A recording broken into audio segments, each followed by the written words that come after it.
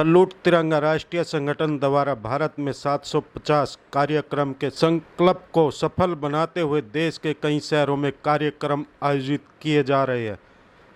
उन्हीं कार्यक्रमों के अंतर्गत बेटी बचाओ बेटी पढ़ाओ मिशन को बढ़ाते हुए प्रधानमंत्री नरेंद्र मोदी जी के प्रेरणा से सलूट तिरंगा संगठन ने अंतर्राष्ट्रीय स्तर पर भारत का गौरव बढ़ाने वाली महिला खिलाड़ियों को सम्मानित करने के उद्देश्य से दिल्ली के हिमाचल भवन में सम्मान समारोह का आयोजन किया।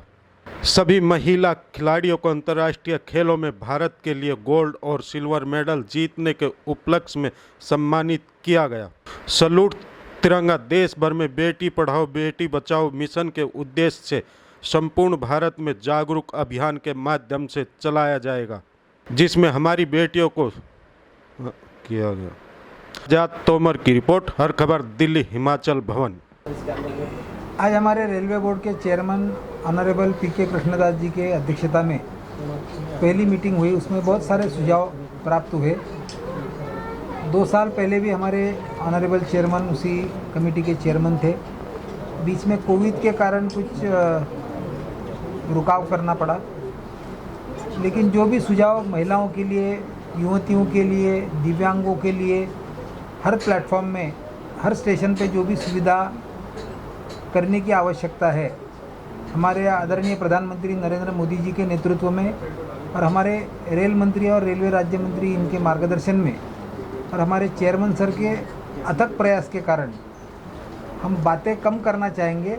आपको 2 महीने में रिजल्ट देंगे। राजेश जी, आज का प्रोग्राम रखा सलूट तिरंगा और इसमें जिस तरह जो खिलाड़ियों को यहाँ सम्मानित किया गया और बड़े बड़े यहाँ पे जो लोग आए हुए, क्या कहना चाहिए, क्या मैसेज देना चाहेंगे सलूट तिरंगा की? सर, मैसेज बिल्कुल साफ है। अगर भारत को विश्व गुरु बनाना है तो बेटियों को आगे लाना होगा और बेटियों के सशक्तिकरण, बेटी बचाओ बेटी पढ़ाओ के जो कार्यक्रम देश भर में आदरणीय हमारे राजेंद्र फड़के साहब जो संयोजक भी हैं भारतीय जनता पार्टी के, और उनके साथ आज 2 मुख्य अतिथि जो हम लोगों के बीच में है, पीके कृष्णदास जी जो रेलवे बोर्ड के पीएससी चेयरमैन हैं, और गुजरात से हमारे संरक्षक आए हैं कपिल दास स्वामी जी। इन लोगों के उपस्थिति में मैं आपको ये बताना चाहता हूँ कि भारत जिस रफ्तार से आदरणीय प्रधानमंत्री जी, गृह मंत्री जी के नेतृत्व में देश में आगे बढ़ रहा है, राष्ट्रीय अध्यक्ष जेपी नड्डा जी जिस तरह से मेहनत कर रहे हैं, और हम लोग सैल्यूट तिरंगा के तरफ से आपको एक एश्योरेंस देना चाहते हैं कि बहुत ही जल्द आप देखेंगे कि बेटियों के सशक्तिकरण में पूरे भारत में हम लोग कार्यक्रम चला रहे हैं, चाहे वो स्पोर्ट्स हो, चाहे एजुकेशन हो, चाहे मिलिट्री फोर्सेस हो, आर्म फोर्सेस हो, हर जगह बेटियों को आगे लाएंगे और भारत से पूरी दुनिया को सीख जाएगी कि भारत ने बेटियों को आगे बढ़ाकर पूरे विश्व गुरु बनाया है और दूसरे देश भी इसको अनुसरण करेंगे, दूसरे देश में भी बेटियों का सम्मान बढ़ेगा। यही सलूट तिरंगा का आज का संदेश है। के सलूट तिरंगा के प्रोग्राम में आप लोग आए, गुजरात से दिल्ली पहुंचे, क्या कहना चाहिए, किस तरह का यहाँ पे आपने देखा सलूट तिरंगे में जिस तरह बेटियों को यहाँ सम्मानित किया गया? हर एक संगठनों का, भारतीय हर एक संगठनों का काम यही है कि किसी को नहीं, हर एक व्यक्ति को प्रोत्साहन मिलना चाहिए। आज पूरे देश में व्याप्त सैल्यूट तिरंगा एक बहुत बड़ा संगठन उभर रहा है। 2 ही साल में 27 राज्यों में जिसका संगठन है उसका नेतृत्व कर रहे हैं हमारे राजेश जीजा।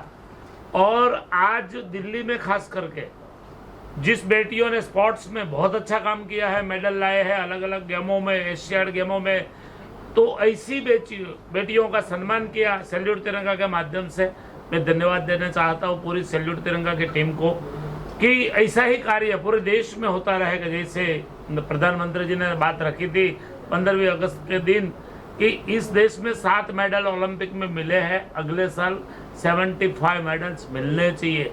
तो इसी बात को सैल्यूट तिरंगा ने कैचअप करके समाज के सामने रखा है और इसमें गौरव के साथ कहना चाहूँगा कि इसी प्रकार अगर किसी न किसी व्यक्ति को सम्मान मिलता रहेगा तो इस बेटियों में शक्ति प्रदान होगी और शक्ति के माध्यम से कई मेडल्स अपने देश में मिलेंगे और देश का गौरव विश्व में गौरवान्वित होगा। उसके लिए सैल्यूट तिरंगा को मैं धन्यवाद देना चाहता हूँ। स्वामी जी, अगर स्वामी संस्थान की बात करें, आप पूरे दुनिया में एक उसकी पहुंच है, जहां तक अगर आपके कार्यों की बात करें, सामाजिक कार्य हो चाहे शैक्षणिक हो, हर तरह के इस तरह के सामाजिक कार्यों में आपके जो संस्थान की भागीदारी होती है, क्या आगे कुछ ऐसा करें जिससे खेल में भी जो समाज को एक दिशा मिले?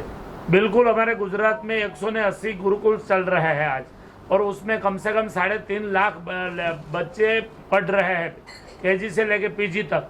और उसी प्रकार स्पोर्ट्स में भी कई बच्चे गुजरात से आज नेशनल गेमों में प्रदान कर रहे हैं।